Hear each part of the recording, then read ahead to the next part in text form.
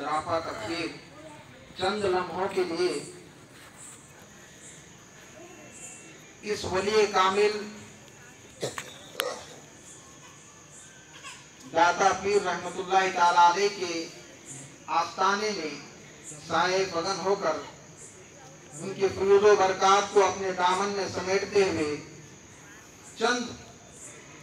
अल्फाज आपके माबैन कर रहा हूँ। अल्लाह तबारक व तआला उन अल्फाज की कदर करे और उन पर हमें और आपको अमल करने की तौफीक और रफ़ीक अता फरमाए। मुअज़्ज़ज़ सामीन इकराम, मैंने अभी अभी आपके सामने अल्लाह की पाकीज़ा किताब, अल्लाह की मुतबर्रक किताब, अल्लाह की बेरैब किताब, जिसको हम और आप कुरान पाक के नाम से याद करते हैं, जिसको कुरान के नाम से जानते हैं, मैंने उसी कलामुल्लाह की बेशुमार आयतों में से एक छोटी सी आयत का एक जुज़ आपके सामने रखने की कोशिश किया। अल्लाह तबारक व तआला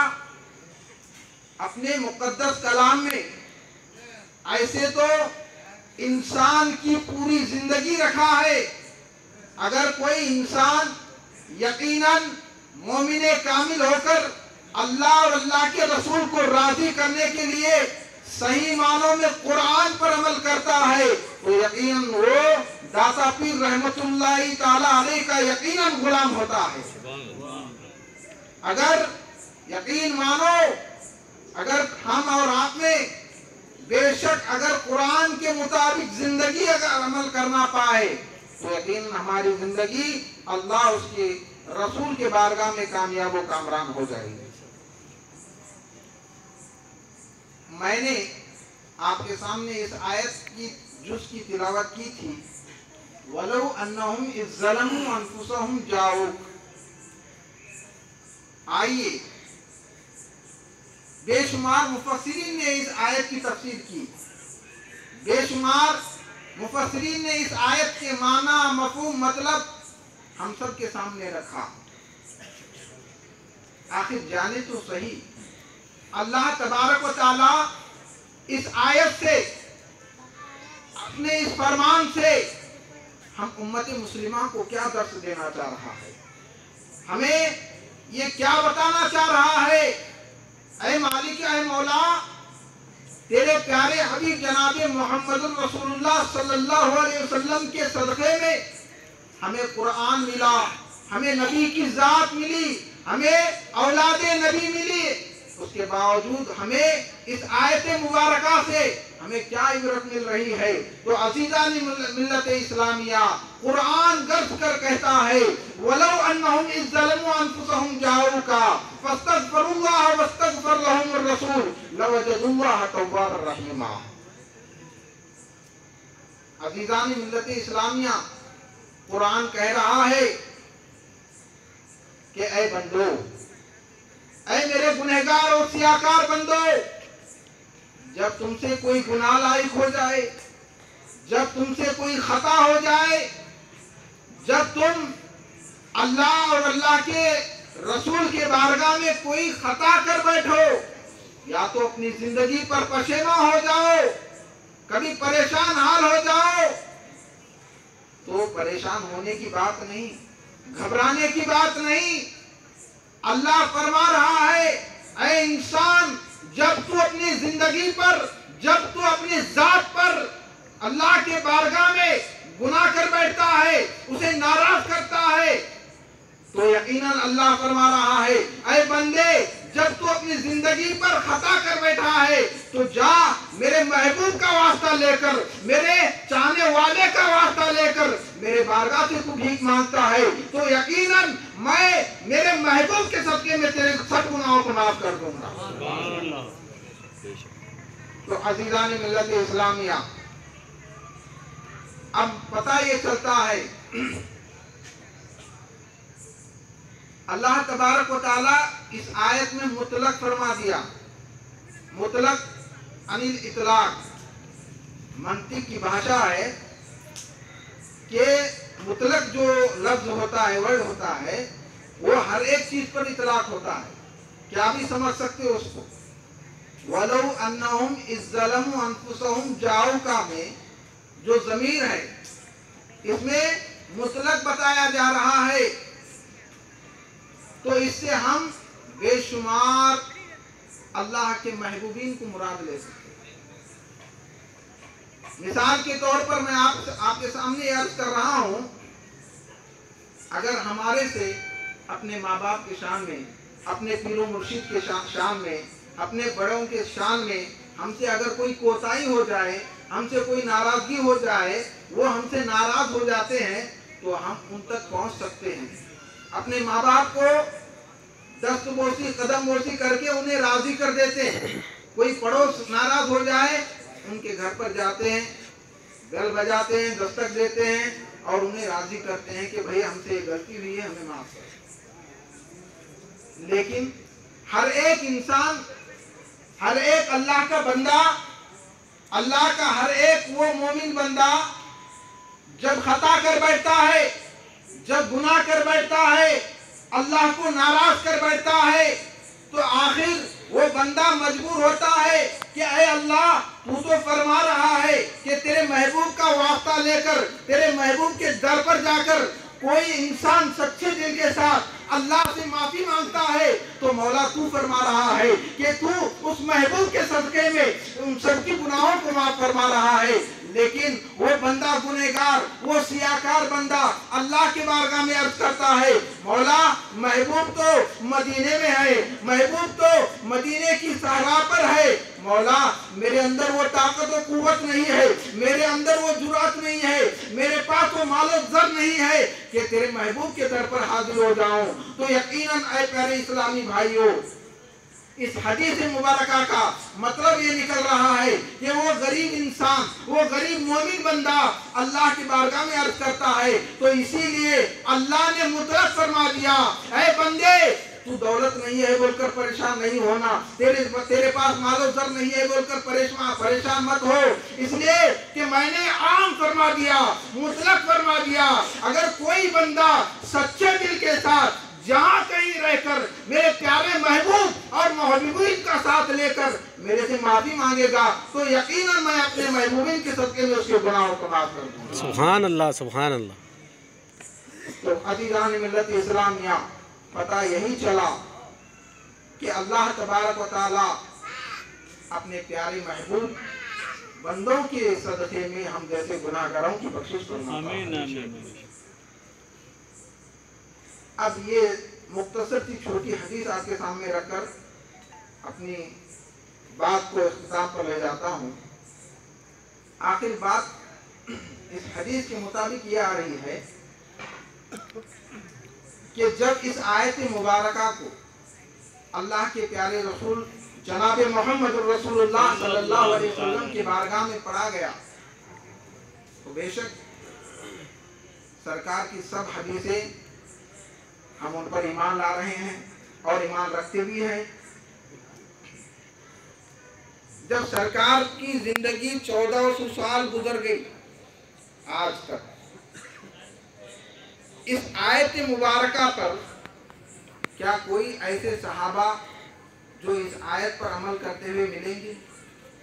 जिन्होंने इस आयत पर अमल किया हो, तो बेशक सरकार के पूरे सहाबा की जिंदगी कुरान के नमोदार चली हुई है। अब आइए, हदीस मुबारका है और आज से हमें और तुमको ये दाता पीर रहमतुल्लाह ताला अलैह का फैजान समझकर आज ये हदीस हमें पता चल रही है कि एक सहाबी रसूल सल्लल्लाहु अलैहि वसल्लम अपने हुजरे में बैठकर अल्लाह तबारक व तआला की कुरान मुकद्दस की तिलावत कर रहे थे। लेकिन जब जैसे ही तिलावत कर रहे करते करते इस आयत मुबारका पर पहुंचे, वलौ अन्नहुम इज़्ज़लमू अनफुसहुम जाऊका तो उनके जबान से ये अल्फाज जारी है और जहन में इसका माना और मफहूम उतरता है कि अल्लाह तो फरमा रहा है कि इंसान जब गुनाह कर बैठे, इंसान जब खता कर बैठे, तो अल्लाह फरमाता है कि वो इंसान परेशान ना हो, ऐ इंसान तू दुखियाला ना हो, अगर तुझ पर कोई ऐसी मुसीबत आ जाए तो जा मेरे महबूब का वास्ता ले, जा तू मेरे अल्लाह वालों का वास्ता लेकर अगर तू मुझसे माफी मांगता है तो यकीनन मैं तेरे करोड़ों गुनाहों को अपने वली के सदक़े में मैं तुझे माफ कर दूंगा। सुभान अल्लाह। तो अज़ीज़ान मिल्लत इस्लामिया, वो सहाबी रसूल सल्लल्लाहु अलैहि वसल्लम जब कुरान पाक की तिलावत कर रहे थे, अचानक इस आयत पर पहुंचे तो उनके जहन में ये माना और मफहूम आने साथ ही फौरन उस कलाम अल्लाह को बंद करके चूम कर रख दिया, रखकर सफर तय करना शुरू करे। जैसे ही वो सहाबी रसूल मदीने की उन सुनहरी जालियों के करीब करीब पहुंचना था, अपने सवारी पर पहुंचे तो अचानक मदीने की वादियों में रास्ते में अचानक एक ऐसे शख्स से मुलाकात हुई जो उस मदीने का रहबर था, उस मदीने का रहने वाला था। उन्होंने सलाम दुआ करने के बाद पूछा, ऐ अल्लाह के बंदे, हमें ये बताओ आकाए नामदार मदीने के ताजदार जनाबे मोहम्मद रसूलुल्लाह सल्लल्लाहु अलैहि वसल्लम कहाँ है, हमें मिलने के लिए आए हम। अल्लाहु अकबर। जैसे ही वो शख्स मदीने का रहने वाला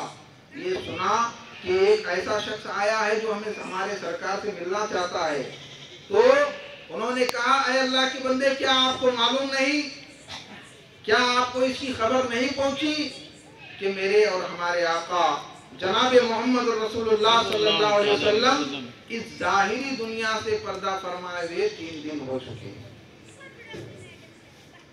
अब जैसे ये सुनना था, वो आशिक रसूल, वो मुहिब रसूल,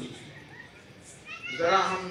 अपनी जिंदगी का जायजा लेंगे इस हदीस को समझने के लिए।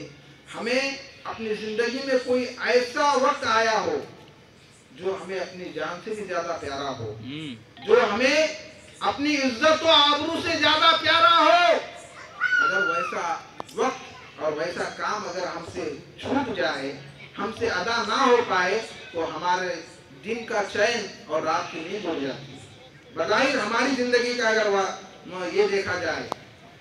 अगर कोई दुनियादार, अगर सही मानों में हमारा दुनिया में कारोबार ना हो पड़े, आज हमारा गिराक ना हो जाए, तो घर को परेशान हाल होकर आते हैं। तो उसी तरह वो सहाबी रसूल, जैसे ही ये खबर पहुंची कि मेरे आका इस दुनिया से चल बसे हैं, इस दुनिया से पर्दा फरमाए हुए हैं, तो फौरन उनकी आंखों से आंसू जारी होते हैं, वो रोने लगते हैं। तो बेशक जैसे इनकी आंखों से रोना था, वो मदीने का रहबर कहता है, ऐ आने वाले सुन ले, यकीनन तेरा आना कामयाब हो जाएगा, यकीनन तेरा यहाँ पर आना तेरी बामुराद हो जाएगी। तो उसने कहा, जाओ, थोड़ी ही दूर पर मेरे आका की मज़ार मुबारक है, थोड़ी ही दूर पर मेरे आका आराम फरमा रहे हैं, जाओ वहां जाकर जो कुछ तुम मांगोगे तुम्हारी मुराद पूरी कर दी जाएगी।